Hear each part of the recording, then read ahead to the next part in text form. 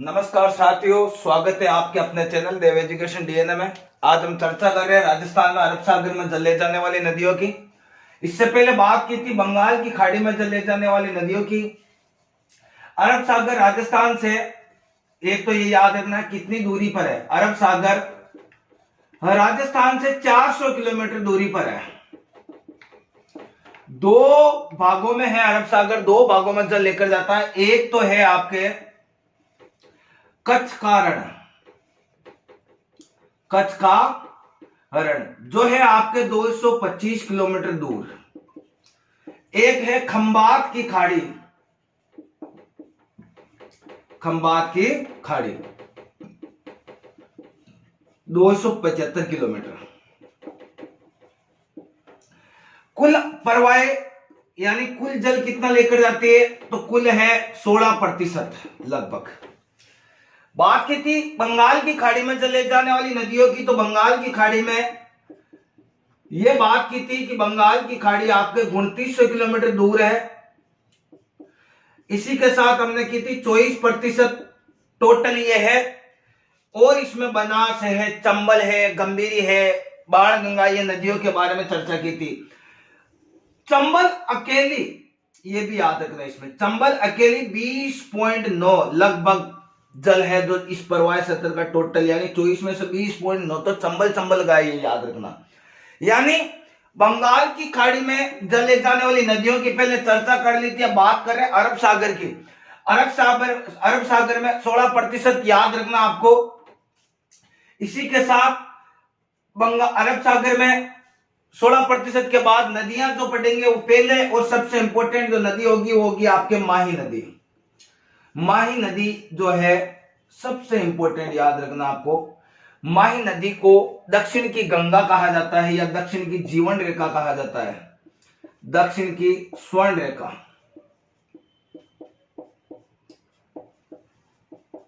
कांठल प्रदेश है तो यहां पर इसे कांठल की गंगा कह सकते हो। आदिवासी क्षेत्र है तो आदिवासियों की स्वर्ण रेखा या आदिवासियों की गंगा भी कह सकते हो या स्वर्ण रेखा कह सकते हो। छप्पन का मैदान कहा जाता है, यानी ये नदी जो है वो आपके डूंगरपुर, बांसवाड़ा इन क्षेत्रों में बहती है, तो इन क्षेत्रों में तो कहा जाएगा आपका छप्पन का मैदान, छप्पन का मैदान। और आपके प्रतापगढ़ में इसका जो परवाह क्षेत्र होता है उसे कहा जाता है कांठल प्रदेश, याद रखना। इसी नदी के परवाह क्षेत्र को छप्पन का मैदान व कांठल प्रदेश भी कहा जाता है। आदिवासियों की स्वर्ण रेखा कांठल की गंगा, आदिवासियों की जीवन रेखा या दक्षिण की गंगा, बांगड़ की गंगा ये भी कह सकते हो, बांगड़ प्रदेश में बहती है बांगड़ की गंगा। सबसे इंपॉर्टेंट बात याद रखना, इसकी कुल जो लंबाई है वह है 576 किलोमीटर, जिसमें राजस्थान में 171 किलोमीटर इसकी लंबाई याद रखना है। और उद्गम जो होगा इतना याद रखना आपको, उद्गम वो होता है आपके एमपी, और एमपी में आपको याद रखना अमरोरू की पहाड़ियां, अमरोरू की पहाड़ियां एमपी में इसका उद्गम होता है। चलो, लेकिन राजस्थान में उद्गम कहां होगा? जिस तरीके से ये राजस्थान का मैप है, इधर की साइड ये बहेगी तो राजस्थान में प्रवेश करेगी, राजस्थान में ये नदी प्रवेश करेगी खांडूग्राम। खांडूग्राम आपके है वो है आपके बांसवाड़ा। खांडूग्राम बांसवाड़ा में यहां से प्रवेश की, इससे प्रवेश करके डूंगरपुर, ये और याद रखना, डूंगरपुर बहते हुए फिर अरावली एक जिला है, अरावली वो है गुजरात का, वहां होते हुए फिर है कंबे की खाड़ी, कंबे की खाड़ी, कंबे की खाड़ी में निकलकर आगे खंबात की खाड़ी में गिर जाती है। कंबे की खाड़ी होते हुए खंबात की खाड़ी में गिर जाती है। यही बात की थी खंबात की खाड़ी, यानी ये नदी खंबात की खाड़ी में लिखा होगा कई किताबों में, और लेकिन ये अरावली जिले गुजरात में बहती हुई आगे कंबे की खाड़ी में जाती है, और कंबे की खाड़ी से आगे मेन खंबात की खाड़ी में गिर जाती है। तो इसके अंदर और क्या याद रखना है? एक तो याद रखोगे बांसवाड़ा एवं डूंगरपुर के मध्य, डूंगरपुर के मध्य सीमा बनाने वाली नदी, सीमा बनाती है। कौन सी नदी? माही नदी। और इधर की साइड ही अंत में आपको याद रखना खंबात की खाड़ी में गिर जाती है, कंबे की खाड़ी में होते हुए इस तरीके से आते हैं। यानी एक ये भी याद रखना, एकमात्र नदी जो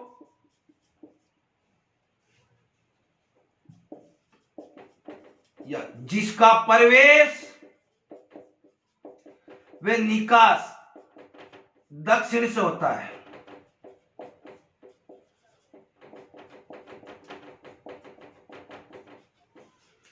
यानी एकमात्र नदी जो दक्षिण से आती है और दक्षिण में चली जाती है वो है आपके माही नदी। इसी के साथ ये भी याद रखना है आपको कि उल्टा वी के समान आकृति वाली नदी, उल्टा वी के समान आकृति वाली नदी कौन सी है? पढ़ा? इस तरीके से आती है, इस तरीके से जाती है, तो उल्टा वी के समान आकृति माही नदी। डूंगरपुर बांसवाड़ा से होते हुए कर्क रेखा गुजरती है, पढ़ाया था आपको पहले। तो कर्क रेखा को 2 बार काटने वाली नदी भी यही है। कर्क रेखा को 2 बार काटने वाली नदी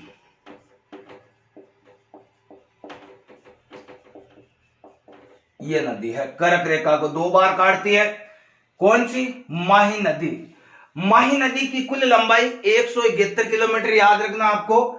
इसी के साथ एकमात्र नदी जो दक्षिण में प्रवेश करके दक्षिण की ओर चली जाती है। 56 के मैदान, डूंगरपुर बांसवाड़ा का जो क्षेत्र है, जो प्रवाह होता है, और प्रतापगढ़ का जो मेन क्षेत्र है वहां पर होता है काटल का प्रदेश। आदिवासियों की गंगा, बांगड़ की गंगा, ये मेन माही नदी के याद रखने हैं आपको। नाम क्या है, इससे संबंधित जानकारियां क्या है। इसके साथ एक और याद रखना है, यहां पर एक बाणेश्वर मेला बढ़ता है। बाणेश्वर आदिवासियों का कुंभ कहा जाता है, बाणेश्वर मेला माघ पूर्णिमा को बढ़ता है, यह भी याद रखना। माही नदी के किनारे पर और कौन सी बातें याद रखेंगे? माघ पूर्णिमा, बाणेश्वर मेला बढ़ता है माघ पूर्णिमा, याद रखना है आपको। डूंगरपुर में माघ पूर्णिमा, और यहीं पर एक त्रिवेणी संगम होगा, सोम, माही और जाखम का त्रिवेणी संगम होगा। बाणेश्वर मेला, बाणेश्वर धाम, यहां पर एक माघ पूर्णिमा को। एक और याद रखना, यहां पर संत मावजी ने एक शिवलिंग लाए थे, तो खंडित शिवलिंग की पूजा भी यहां होती है। शिवलिंग की पूजा, आस्करण यहाँ का डूंगरपुर का राजा था, उसने इसका निर्माण कराया था। शिवलिंग की पूजा, कैसी शिवलिंग है? खंडित शिवलिंग की पूजा भी यहीं होती है। यहीं पर एक और याद रखना, मजार है फखरुद्दीन की मजार कौन सी नदी के किनारे है?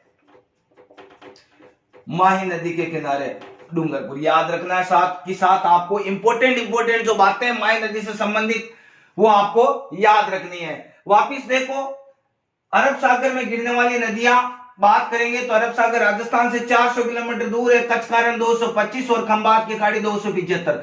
कुल 16% हिस्सा माही, दक्षिण की स्वर्ण रेखा काटल की गंगा, आदिवासियों की स्वर्ण रेखा बांगड़ की गंगा। डूंगरपुर बांसवाड़ा का जो मैदान वो 56 का मैदान कहलाता है। 56 की पहाड़ियां याद रखना, बाड़मेर के अंदर है 56 की पहाड़ियां। फिर है 575 किलोमीटर इसकी कुल लंबाई, जिसमें राजस्थान में 171 किलोमीटर है। उद्गम एमपी अमरोरू की पहाड़ियां, राजस्थान में प्रवेश खांडूग्राम बांसवाड़ा में करती है। बांसवाड़ा एवं डूंगरपुर के मध्य सीमा बनाती है। एकमात्र नदी जिसका प्रवेश दक्षिण से होकर दक्षिण में चला जाता है, उल्टा वी के समान आकृति, कर्क रेखा को 2 बार काटने वाली।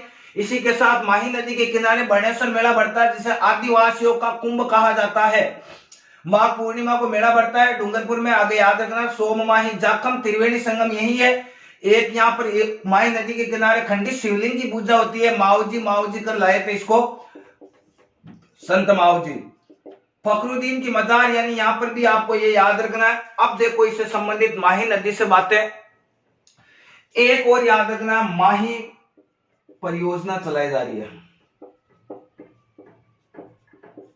राजस्थान वे गुजरात के मध्य है संयुक्त परियोजना। 55 और 45, 45 राजस्थान, 55 गुजरात, दोनों के मध्य चलाई जा रही है संयुक्त परियोजना। इस पर 3 बार याद रखना। एक तो याद रखना माही बजाज सागर बांध, बस बांसवाड़ा। दूसरा सबसे इंपॉर्टेंट बांध है इसका वो है कागदी पिकअप बांध। तीसरा है कटाना बांध। कटाना बांध इतना याद रखना, अरावली तो जिला है और गुजरात के अंदर है, लेकिन माही नदी के किनारे पर बना हुआ है। 3 बांध माही नदी पर, माही बजाज सागर बांध राजस्थान, फिर कागदी पिकअप बांध बांसवाड़ा, माही बजाज सागर बांसवाड़ा और कटाना बांध अरावली जिला और गुजरात में। परियोजना माही बजाज सागर यानी माही परियोजना पश्चिमी क्षेत्रों में माही नदी का जल ले जाने के लिए, यानी राजस्थान में जो आगे, यानी ये डूंगरपुर बांसवाड़ा होते हुए आगे अरावली जिला होते हुए गुजरात में चली जाती है, गुजरात में फिर कंबे की खाड़ी में होते हुए फिर अंत में खंबात की खाड़ी में गिर जाती है। पश्चिमी क्षेत्रों के लिए यह भी याद रखना, राजस्थान में पश्चिमी क्षेत्र यानी पश्चिमी जिलों के लिए एक परियोजना चलाई जा रही है माही नदी के किनारे, उसका नाम है सुजलाम सुफलाम परियोजना। सुजलाम सुफलाम परियोजना का संबंध माही नदी से है। क्यों चलाई जा रही है? पश्चिमी क्षेत्रों में जल आपूर्ति या जल ले जाने के लिए माही नदी के द्वारा एक या इसके नदी के ऊपर एक परियोजना चलाई जा रही है जिसका नाम है सुजलाम सुफलाम परियोजना। साथियों एक बार आप ये लिखो, इसके बाद में चर्चा करूंगा माही नदी से संबंधित और कौन कौन सी बातें हैं और इसकी प्रमुख सहायक नदियों के बारे में। अब बात करते हैं माही नदी की सहायक नदियों के बारे में। यह आपने पढ़ लिया, इसके किनारे पर कौन कौन सी इंपॉर्टेंट बातें थी। शिवलिंग, खंडित शिवलिंग की पूजा की जाती है, यहीं पर एक औचित्य ब्राह्मणों की प्रधान पीठ है, याद रखना। अब बात करते हैं माही नदी की प्रमुख सहायक नदियों में। तो पहले है सोम नदी। सोम जो नदी है इसका उद्गम होता है वो आपके होता है बिच्छा मेड़ा की पहाड़ियां, बिच्छा मेड़ा की पहाड़ियां, और वो आपके है उदयपुर में। सोम नदी का उद्गम बिच्छा मेड़ा की पहाड़ियां उदयपुर से होता है। साथियों त्रिवेणी संगम आपने पढ़ा था, अंत में ये किसमें मिलेगी? त्रिवेणी संगम में सोम, माही और एक जाखम नदी जो भंवर माता की पहाड़ियां प्रतापगढ़ से इसका उद्गम होता है वो पढ़ेंगे जाखम। बनेश्वर में पढ़ा था, यहां पर बनेश्वर में यहां पर किसमें मिल जाएगी? माही नदी में मिलेगी सोम नदी बनेश्वर में। इससे संबंधित एक इंपॉर्टेंट बात आपको और याद रखना साथियों, उदयपुर में आपको याद रखना है सोम कागदर परियोजना चलाई जा रही है, वो है आपके उदयपुर में। उदयपुर में आपके सोम कागदर परियोजना उदयपुर में इसी नदी के किनारे पर चलाई जा रही है। और इसके बाद में है आपके डूंगरपुर में एक और परियोजना चलाई जा रही है। डूंगरपुर में सोमनाथ मंदिर और बना हुआ है इसी नदी के किनारे, देव सोमनाथ कुछ मंदिर है ये और याद है। सोमनाथ मंदिर क्यों गुजरात में, लेकिन देव सोमनाथ मंदिर डूंगरपुर में बना है। सोम नदी का उद्गम बिच्छा मेड़ा की पहाड़ियां उदयपुर होती है, त्रिवेणी संगम बनाती है सोम माई जाखम के साथ, और यही यानी बनेश्वर के अंदर ये किसमें मिलेगी? माही में। उदयपुर में सोम कागदरा परियोजना चलाई जा रही है, डूंगर में सोम कमला अंबा परियोजना चलाई जा रही है, देव सोमनाथ मंदिर भी इसी के किनारे है। अब बात करता हूं मैं नेक्स्ट नदी की जिसका नाम है जाखम नदी। 2 नदियां इसकी सबसे इंपॉर्टेंट है। जाखम नदी का उद्गम होता है भंवर माता की पहाड़ियां,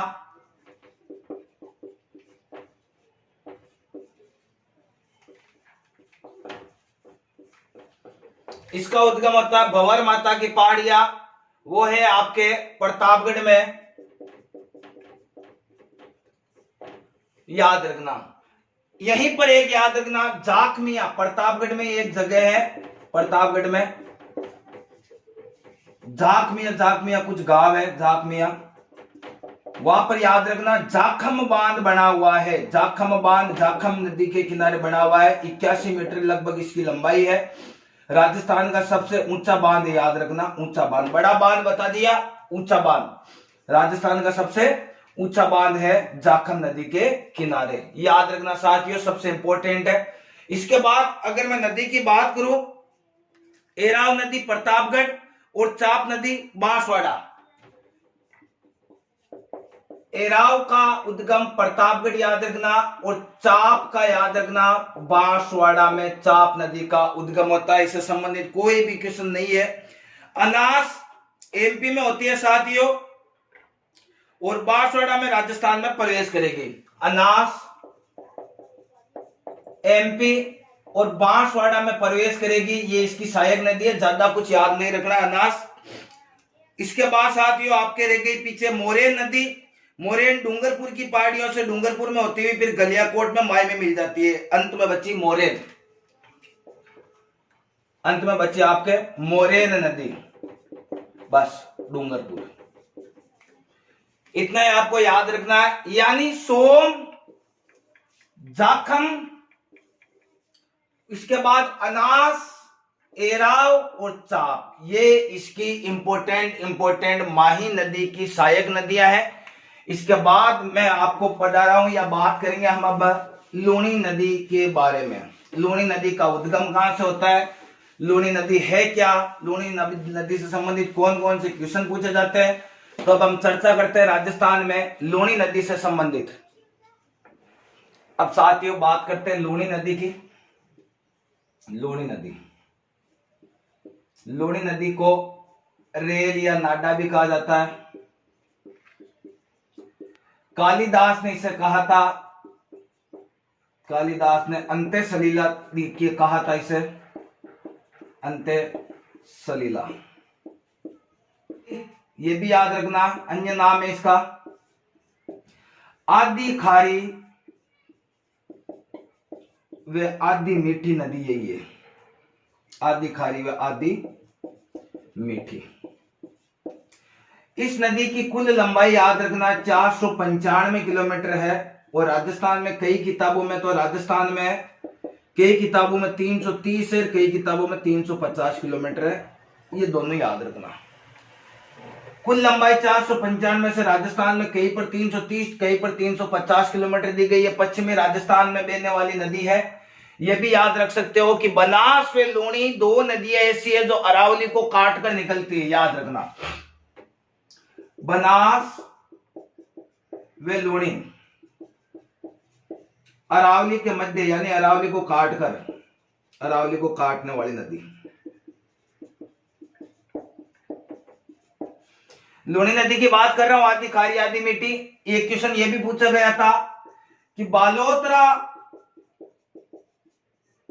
यानी लूनी नदी में भयंकर तरीके से बाढ़ आ जाए या जल आ जाए तो इसका जल, यानी लूनी नदी प्रवाह पर सर्वाधिक होगी तो उसकी बाढ़ कहां आएगी, तो उसका बाढ़ आएगा बालोतरा में। बालोतरा में बाढ़ आ जाती है। अगर लूनी का प्रवाह तेज हो जाता है तो बालोतरा में बाढ़ आती है, याद रखना। लूनी नदी की लंबाई देख ली, नाम देख लिया इसका।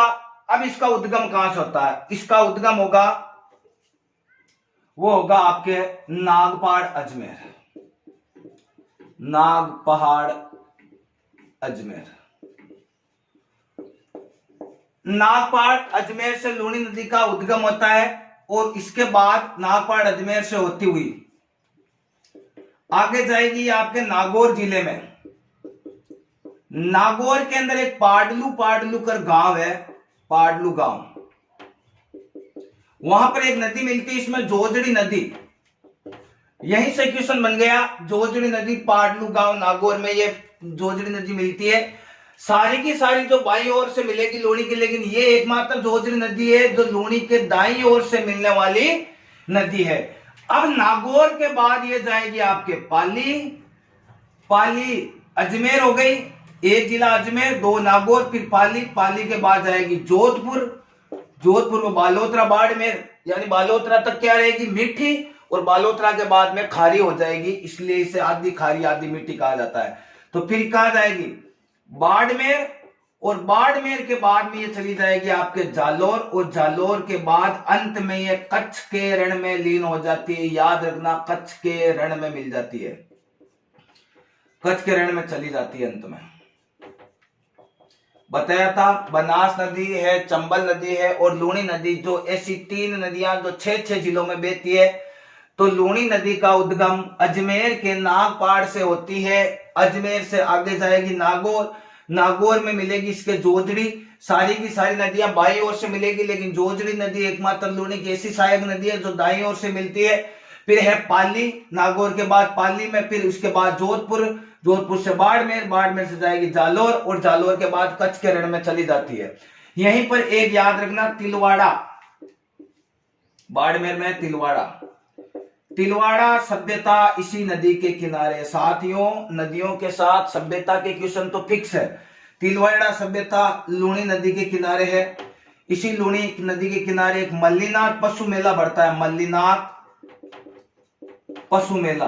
थार पारकर गाय जो है, थार पारकर, उन गायों के लिए फेमस है मल्लीनाथ पशु मेला। बाड़मेर में याद रखना आपको, राजस्थान का सबसे प्राचीन पशु मेला कह सकते हो इसे, प्राचीन पशु मेला। थार पार गायों के लिए बढ़ता है, मल्लीनाथ पशु मेला बढ़ता है लूणी नदी पर। अब बात करते हैं लूणी नदी के साथ और कौन कौन सी इसके अंदर बातें हैं। देखो, कुल लंबाई 330 या 350 राजस्थान में है, और कुल वैसे ऑल ओवर की बात करूं तो 495। बनास व लूणी एकमात्र दो नदियां जो अरावली को काटती है या बीच से होकर निकलती है। बालोतरा में भयंकर अगर लूणी नदी प्रवाह होगा तो बालोतरा में बाढ़ आएगी। नागपाड़ अजमेर से निकली, आगे नागौर के पाटलू गांव में जोजड़ी मिली, फिर पाली, फिर जोधपुर, फिर बाड़मेर, फिर जालोर, फिर अंत में गुजरात के कच्छ के रण में चली जाती है। तिलवाड़ा सभ्यता इसी लूणी नदी के किनारे। मल्लीनाथ पशु मेला, थारपारकर पशु गाय है उनके लिए फेमस है, और प्राचीन पशु मेला है, याद रखना। यह है आपके लूणी नदी के बारे में चर्चा। अब बात करते हैं और कौन कौन सी बातें लूणी नदी से संबंधित, इसके बारे में चर्चा करते हैं। अब तो दोस्तों आगे बात करते हैं राजस्थान में लूणी नदी की सहायक नदियों के बारे में।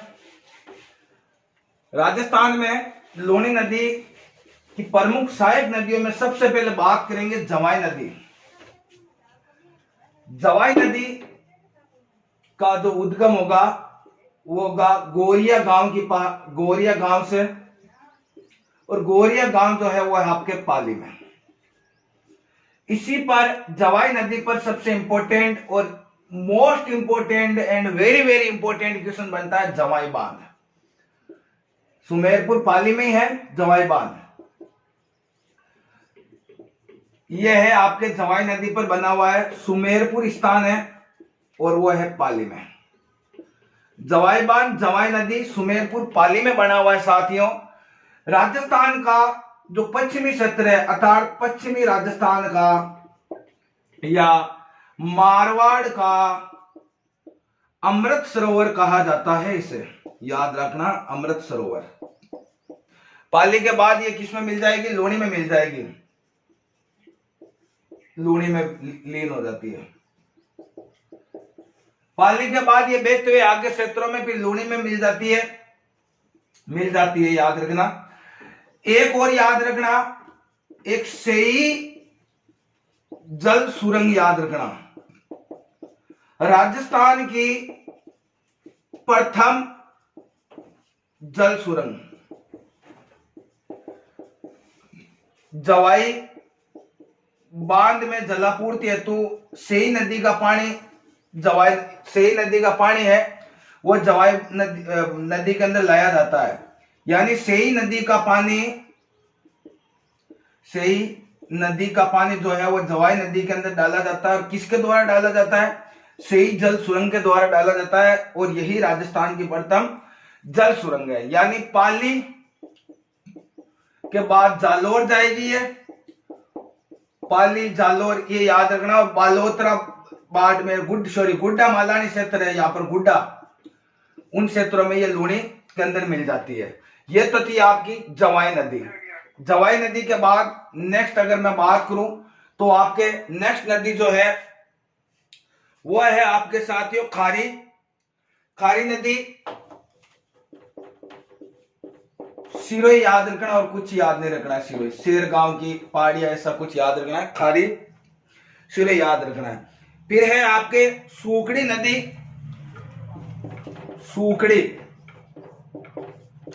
सूखड़ी नदी भी इसकी सबसे इंपॉर्टेंट यानी मोस्ट नदी है। सूखड़ी नदी का उद्गम जो होता है वो पाली जिले के देसूरी नामक पहाड़ी से होता है। पाली जिले से देसूरी की पहाड़ियां, ऐसा कुछ है, देसूरी की पहाड़ियां से, वहां से सुगड़ी नदी का क्या होता है, उद्गम होता है साथियों। और यहां पर याद रखना आपको, इसके नजदीक ही समदड़ी गांव जो है बाड़मेर में, समदड़ी गांव बाड़मेर के अंदर ये आगे चलती है। बांकली बांध जालोर में और समदड़ी गांव बाड़मेर में संत पीपा का मंदिर है। समदड़ी बाड़मेर में इसी नदी के किनारे संत पीपा का मंदिर, याद रखना, संत पीपा का मंदिर है। कौन सी नदी के किनारे, सुगड़ी नदी के किनारे पर है। और जालोर जो ग्रेनाइट सिटी है वो इसी के किनारे है। और बांकड़ी बांध बना हुआ इसी के किनारे, बांकड़ी बांध,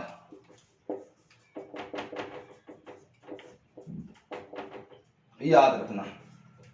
बांकड़ी बांध कहां है, आपके जालोर के अंदर है। ग्रेनाइट सिटी भी यहीं पर है। फिर है मीटड़ी, सुगड़ी बाद में है मीटड़ी।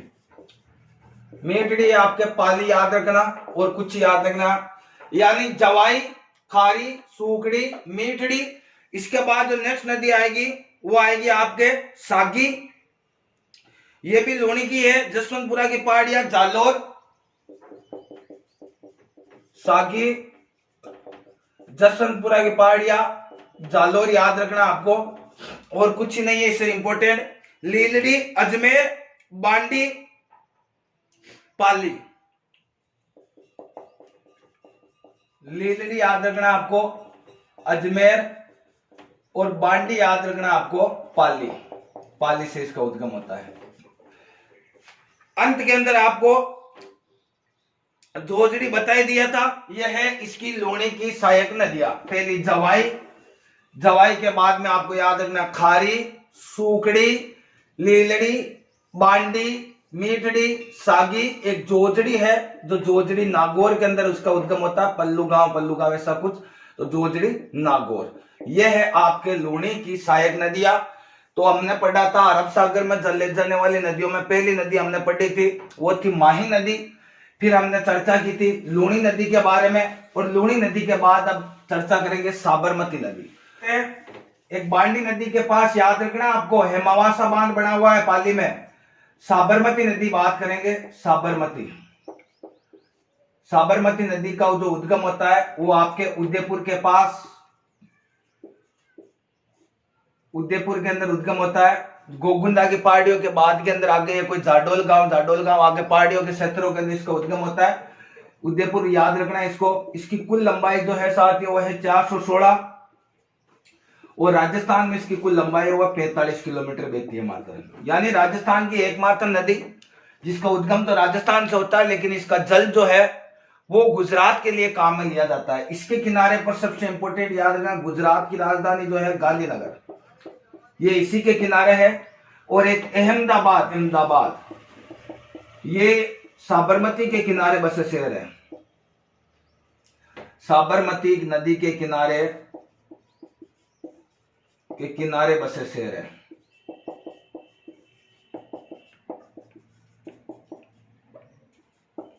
कौन सी? साबरमती नदी। याद रखना आपको, बहुत ही इंपॉर्टेंट है।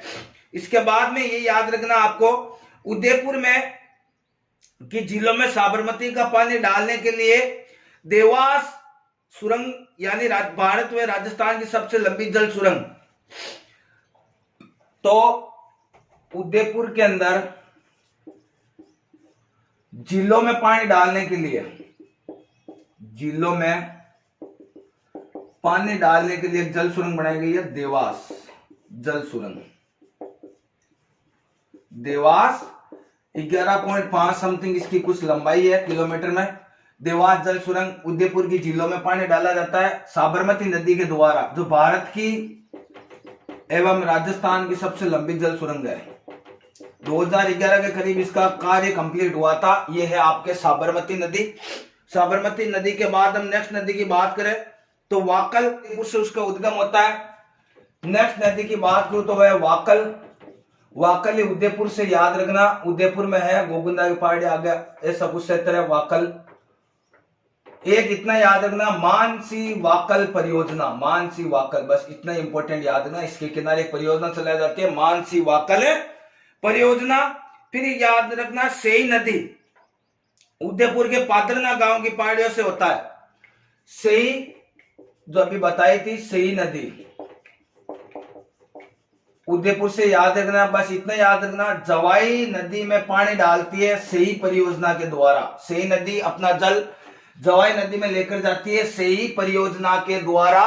तो ये थी आपके अन्य जो मोस्ट इंपोर्टेंट नदियां, यानी हमने पढ़ा था, वो पढ़ा था माही, लूणी, साबरमती, फिर इसके बाद में आपके वाक्कल, इसमें इतना याद है ना, मानसी वाक्कल परियोजना, और सेई। ये है आपके अरब सागर में जल ले जाने वाली नदियां। इसके बाद हम नेक्स्ट क्लास में पढ़ेंगे अंत्य प्रवाही नदियां। अगर ये क्लास अच्छी लगी तो लाइक शेयर सब्सक्राइब जरूर करें। मिलते हैं नेक्स्ट क्लास में, तब तक के लिए विदा लेता हूं। धन्यवाद।